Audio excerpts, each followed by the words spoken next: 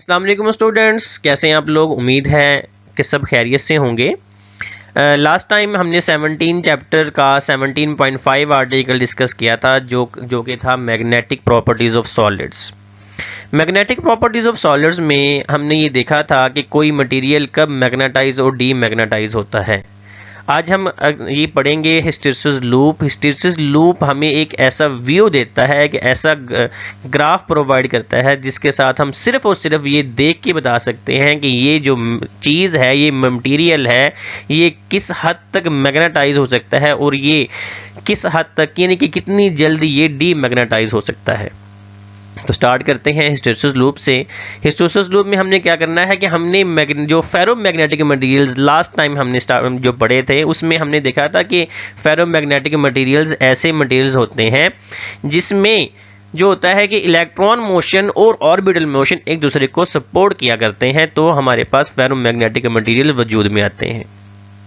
तो ferromagnetic materials, in ferromagnetic material we investigate the behavior of magnetize and demagnetize, यानी कि ferromagnetic materials को investigate करेंगे कि वो कब मैग्नेटाइज और कब वो डीमैग्नेटाइज हो जाते हैं। When a sample is placed, जब उसी सैंपल को, सैंपल का मतलब क्या होगा, यहाँ पर कोई सैंपल कह लें या स्पेसिमेन कह लें उसको आप, लाइक आपने कोई आयरन पीस ले सकते हैं या कोई और मटेरियल ले सकते हैं। When a sample is placed in a solenoid, उस सैंपल को आपने सोलिनॉइड के अंदर प्लेस करना है। भाई सोलिनॉइड के अंदर ही क्यों प्लेस करना है? क्योंकि भाई सोलिनॉइड जो होता है, एक जब उसके अंदर करंट गुजरता है तो स्ट्रॉन्ग करंट गुजरता है, तो वो as a bar magnet behave करता है, तो इसलिए हमने सोलिनॉइड के अंदर उसको प्लेस करना है। विच एन अल्टरनेटिव, और जो हम यहाँ पर जो करंट सोर्स प्रोवाइड कर रहे हैं वो आपके पास अल्टरनेटिंग करंट होना चाहिए। हिस्टैरिसीस का जो लफ्जी मतलब होता है बेसिकली एक ग्रीक लेटर है और इसका मतलब होता है लैग बिहाइंड। अब ये लैग बिहाइंड का मतलब क्या होता है? कोई चीज़ आपस में, एक चीज़ आपके पास चल रही है, एक चीज़ आगे निकल जाए, दूसरी चीज़ पीछे रह जाए, तो उसका मतलब क्या होगा कि ये लैग बिहाइंड है। तो लैग बिहाइंड बेसिकली है मैग्नेटाइजेशन से।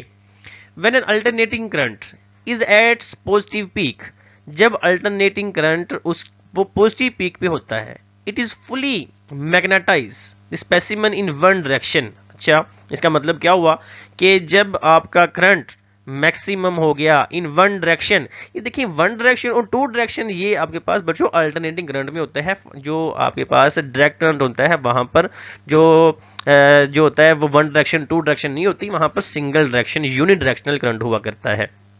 तो when alternating current is at its positive peak, जब अल्टरनेटिंग करंट पॉजिटिव पीक पे होगा, it fully magnetize the specimen, तो वो स्पेसिमेन जो उसके अंदर है लाइक आयरन है वो फुली मैग्नेटाइज हो जाएगा क्योंकि करंट की वही वैल्यू मैक्सिमम है इन one direction. And when the current is at it's negative peak, और जब वही करंट वो नेगेटिव पीक पे यानी कि नेगेटिव मैक्सिमम करंट हो जाएगा, it fully magnetize in opposite direction. तो वो जो सा है वो मैग्नेटाइजेशन उनसी होती है, वो भी फिर भी आपको पास मैक्सिमम वैल्यू देती है, लेकिन वो अपोजिट डायरेक्शन में। जैसे आपको यहाँ पर इस तस्वीर में नजर आ रहा होगा कि यहाँ पर हमने क्या किया है कि अल्टरनेटिंग सोर्स जो है उसका ग्राफ आपको दिखाया गया है। बच्चों यहाँ पर जो है आयरन पीस को हमने रख देना है उसके सोलेनॉइड के अंदर। तो सोलेनॉइड के अंदर उसके बिहेवियर में क्या क्या चेंजिंग आएगा ये हम स्टडी करेंगे। तो सोलेनॉइड के अंदर रखने से पहले, यानी कि एक्सटर्नल पोटेंशियल डिफरेंस अप्लाई करने से पहले, ये जो आयरन की जो कोर है, ये आयरन का जो पीस है, इसकी हाल देखें आप, इसके अंदर ये डोमेन्स पाए जाते हैं और तमाम की तमाम डोमेन्स हैं वो आपको पता है कि हर डोमेन का अपना एक नॉर्थ और साउथ पोल हुआ करता है।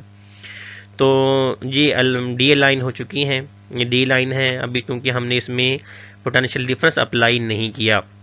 अभी हम इसको पोटेंशियल डिफरेंस अप्लाई करेंगे। तो पोटेंशियल डिफरेंस अप्लाई करने में इसके अंदर इसके बिहेवियर में क्या चेंजिंग आती है, हमने करंट को एक्स एक्सिस पे और जो है बी को मैग्नेटिक इंडक्शन को वाई जो है एक्सिस पे रख दिया है। इसका हम यहाँ पर ग्राफ प्लॉट करेंगे। तो अभी हम इसको करंट देते हैं। करंट के देने से इसके अंदर जो है आयरन के अंदर क्या इसकी डोमेन्स के अंदर चेंजिंग आएगी वो भी डिस्कस करेंगे। तो हमने यहाँ पर इसको मैक्सिमम करंट का मतलब क्या होगा बच्चों, सैचुरेशन करंट अप्लाई करेंगे।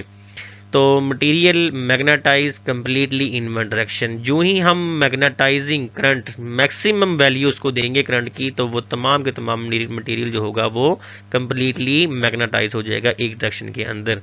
तो आपको यहाँ पर डोमेन्स नज़र आ रही हैं, इन डोमेन्स में क्या होगा, तमाम की तमाम डोमेन्स अपने आप को अलाइन कर लेंगी। इसका मतलब क्या हो गया कि वो मटेरियल टोटली मैग्नेटाइज हो चुका।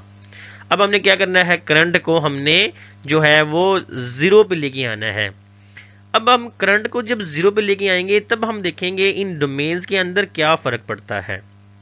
तो हम यहाँ पर करंट को ज़ीरो पे लेके आए तो देखें अभी भी जो है ये पॉइंट शो कर रहा है कि मैग्नेटिक फील्ड ज़ीरो नहीं हुई। ज़ीरो, हालांकि करंट को हमने ज़ीरो कर भी दिया लेकिन मैग्नेटिक फील्ड अब भी ज़ीरो नहीं होती। अब इसमें मैग्नेटिकल फील्ड जो जहाँ पर ज़ीरो नहीं होती बच्चों, इस पॉइंट को हम बोलते हैं रिटेंटिविटी, इसको नाम देते हैं हम रिटेंटिविटी का नाम देते हैं, या इसको हम जो होता है वो रेमिनेंस का नाम भी देते हैं। यहाँ पर करंट की वैल्यू तो ज़ीरो है लेकिन जो है आपका बी है वो ज़ीरो नहीं होता। तो देखें यहाँ पर जो है आपको जो डोमेन्स के अंदर काफ़ी हद तक चेंजिंग नज़र आ रही है, लेकिन डोमेन्स हमें बताती हैं कि जो मटेरियल है वो मैग्नेटाइज उसके अंदर मैग्नेटिज्म उसकी कम हुई है लेकिन ख़त्म नहीं हुई। अगर टोटल ख़त्म हो जाती तो तमाम का तमाम जो सा पॉइंट था उसने ज़ीरो हो जाना था। तमाम की तमाम जो इसकी जो वैल्यू है, जो ये वाली जो डोमेन्स हैं उन्होंने डी अलाइन हो जाना था। फिर इसके बाद हम जो ये पॉइंट है ये जो हम ये डिस्कस कर रहे हैं इस पॉइंट को, इस पॉइंट में ये वाला जो पॉइंट है बच्चों आपको पास ये है कोर्सिविटी है। यहाँ पर जो यानी कि एक्स एक्सिस के ऊपर जो पॉइंट हमने डाला है ये है कोर्सिविटी, इसका नाम देंगे। यहाँ पर जो करंट है वो रिवर्स हो जाता है लेकिन जो उसकी जो सी मैग्नेटिक फील्ड है वो भी तमाम की तमाम क्या होती है, वो ज़ीरो हो जाती है। इस ग्राफ से जो है ये जो प्लाट किया गया है आयरन का पीस है, इससे आपको अच्छी तरह नज़र आ रहा है कि देखिए अब तमाम की तमाम जो डोमेन्स हैं, तमाम की तमाम डोमेन्स ने डी लाइन कर लिया, यानी कि कोई किस तरफ है कोई किस तरफ है। अब हम क्या करते हैं, यहाँ पर हमने इसको जो है अब उसको करंट को रिवर्स करना स्टार्ट कर दिया, और हम देखेंगे रिवर्स जब करंट को करना स्टार्ट करेंगे तो तमाम की तमाम, रिवर्स का मतलब क्या होगा कि मैक्सिमम जो करंट हमने रिवर्स कर दिया है इन opposite direction, maximum current in यानी कि मैक्सिमम उसको हमने करंट दे दिया। अब मैक्सिमम जो करंट देंगे तो इसको देखें, इस डोमेन्स को देखें, तमाम की तमाम जो डोमेन्स हैं वो क्या हो गई हैं, रिवर्स हो चुकी हैं। पहले नॉर्थ पोल ऊपर था, अब नॉर्थ पोल नीचे की तरफ है और साउथ पोल ऊपर की तरफ है। तो इन डॉट्स को तमाम को आपस में डॉट्स को जब मिलाते हैं तो आपके पास एक लूप बन जाता है। अब ये जो लूप है ये इसको हम कहते हैं हिस्टैरिसीस लूप का नाम देते हैं।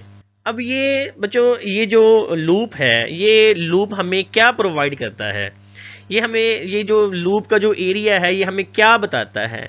Area of the loop is the measure of the energy needed to magnetize और डीमैग्नेटाइज ऑफ द मटेरियल, यानी कि ये एरिया हमें ये बताएगा कि इसके अंदर कितना ज़्यादा जो मटेरियल है वो कितनी जल्दी वो मैग्नेटाइज हो जाता है या कितनी जल्दी वो डीमैग्नेटाइज हो सकता है। यानी कि एरिया को हम देखते हुए बता सकते हैं कि वो मटेरियल किस हद तक कितनी जल्दी मैग्नेटाइज और कितनी जल्दी डीमैग्नेटाइज हो चुका होगा।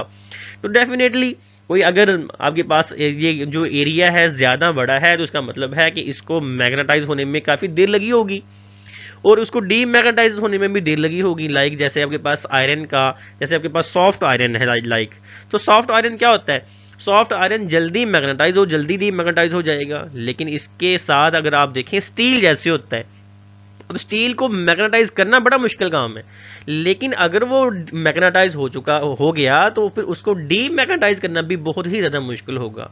और जो एनर्जी यहाँ पर मैग्नेटाइज और डीमैग्नेटाइज करने के लिए इस्तेमाल होती है उसको हम क्या कहते हैं, हिस्टैरिसीस। वो एनर्जी का जो लॉस है उसको हम कहते हैं हिस्टैरिसीस लॉस का नाम देते हैं। जैसे इसमें आपको ये ग्राफ नजर आ रही है, इस ग्राफ में क्या है कि एक ये बड़ा सारा जो एरिया है, ये एरिया किसका होगा, लाइक ये हार्ड फेरोमैग्नेटिक मटेरियल है, जैसे मैंने आपको स्टील की एग्जांपल दी। ये जो है, ये जो ग्राफ है, छोटे वाला ग्राफ है, ये आपको शो कर रहा है कि ये जो है एक सॉफ्ट मैग्नेटिक मटेरियल का है, यानी कि इसको हम कह सकते हैं कि ये जल्दी मैग्नेटाइज और जल्दी डीमैग्नेटाइज हो जाएगा। लेकिन जिसका एरिया बड़ा है ये वाला जल्दी मैग्नेटाइज नहीं होगा और जल्दी डीमैग्नेटाइज भी नहीं होगा। तो बच्चों ये था इसका सिंपल सा आर्टिकल, बड़ा इंपॉर्टेंट आर्टिकल था। तो कोई क्वेश्चन आपके माइंड में हो तो ज़रूर पूछिएगा, इंशाल्लाह उसको हम जो है रिकवर करने की कोशिश करेंगे। अल्लाह हाफिज़, अपना ख्याल रखिएगा।